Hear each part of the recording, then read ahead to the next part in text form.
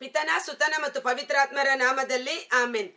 ದೇವರ ರಾಜ್ಯಕ್ಕಾಗಿ ನೀತಿಗಾಗಿ ತವಕ ಪಡೀರಿ, ನಿಮಗೆಲ್ಲ ದೊರಕುವುದು. ದೇವರ ರಾಜ್ಯಕ್ಕಾಗಿ ನೀತಿಗಾಗಿ ತವಕ ಪಡೀರಿ, ನಿಮಗೆಲ್ಲ ದೊರಕುವುದು. ಪರಲೋಕ ರಾಜ್ಯವು ಎಂದೆಂದು ಶಾಶ್ವತವು, ಅಲ್ಲಿ ಕಣ್ಣೀರಿಲ್ಲ, ರೋಗವಿಲ್ಲ, ಮರಣವು ಇಲ್ಲವೇ ಇಲ್ಲ. ದೇವರ ರಾಜ್ಯಕ್ಕಾಗಿ ನೀತಿಗಾಗಿ ತವಕ ಪಡೀರಿ, ನಿಮಗೆಲ್ಲ ದೊರಕುವುದು. ಪ್ರಭು ಕ್ರಿಸ್ತರಲ್ಲಿ ಆತ್ಮೀಯ ಸಹೋದರ ಸಹೋದರಿಯರೇ, ಈ ದಿನದ ಮುಂಜಾನೆಯ ಜೀವಸ್ವರ ಪ್ರಕಟಣಾ ಗ್ರಂಥ 14ನೇ ಅಧ್ಯಾಯ. ಪ್ರಕಟಣಾ ಗ್ರಂಥ 1ನೇ ಅಧ್ಯಾಯದಿಂದ ಸತತವಾಗಿ 14ನೇ ಅಧ್ಯಾಯದವರೆಗೂ ಮುನ್ನಡೆಸಿಕೊಂಡು ಬಂದ ದೇವರಿಗೂ ಪರಿಶುದ್ಧಾತ್ಮರಿಗೂ, ನನ್ನ ಯೇಸು ನನ್ನ ರಕ್ಷಕನಾದ ಯೇಸು ಕ್ರಿಸ್ತರಿಗೂ ನಿಮ್ಮೆಲ್ಲರ ಪ್ರಾರ್ಥನೆಗೆ ನಾನು ಹೃತ್ಪೂರ್ವಕವಾದ ಕೃತಜ್ಞತೆಗಳನ್ನ ಸಲ್ಲಿಸುತ್ತೇನೆ. 14ನೇ ಅಧ್ಯಾಯದ ಟೈಟಲ್ ನೋಡುವುದಾದರೆ, ವಿಮೋಚನೆ ಹೊಂದಿದ ಪುನೀತರು, ಬಿಡುಗಡೆಯನ್ನ ಅಥವಾ ಜೀವೋದ್ಧಾರವನ್ನ, ರಕ್ಷಣೆಯನ್ನ ಹೊಂದಿಕೊಂಡ ಪುನೀತರು, ಪರಿಶುದ್ಧರು, ಸಂತರುಗಳು, ಸ್ವರ್ಗ ನಿವಾಸಿಗಳು ಎಂದು ಹೇಳಬಹುದು.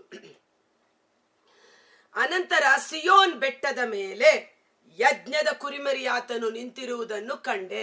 ಸಿಯೋನ್ ಬೆಟ್ಟ ಅಥವಾ ಚಿಯೋನ್ ನಗರ ಎಂದು ಕರೆಯಲಾಗುತ್ತದೆ.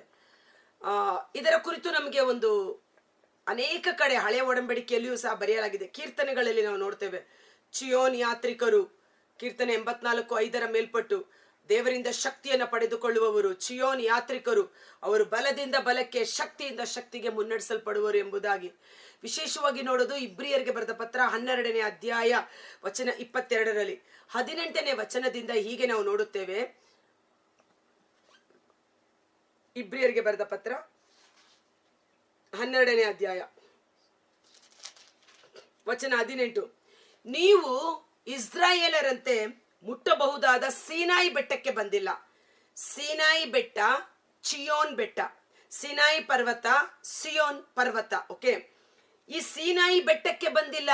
ಹಳೆಯ ಒಡಂಬಡಿಕೆ ಸೀನಾಯಿ ಬೆಟ್ಟ, ಅಲ್ಲಿ ಬೆಂಕಿ ದಗದಗಿಸುತ್ತಿತ್ತು, ಕಾರ್ಗತ್ತಲು ಕವಿದಿತ್ತು, ಮೋಡದ ಮಬ್ಬು ಮುಸುಕಿತ್ತು, ಬಿರುಗಾಳಿ ಬೀಸುತ್ತಿತ್ತು, ಕಹಳೆಗಳು ಮೊಳಗುತ್ತಿದ್ದವು. ಆಗ ಧ್ವನಿಯೊಂದು ಕೇಳಿ ಬಂತು.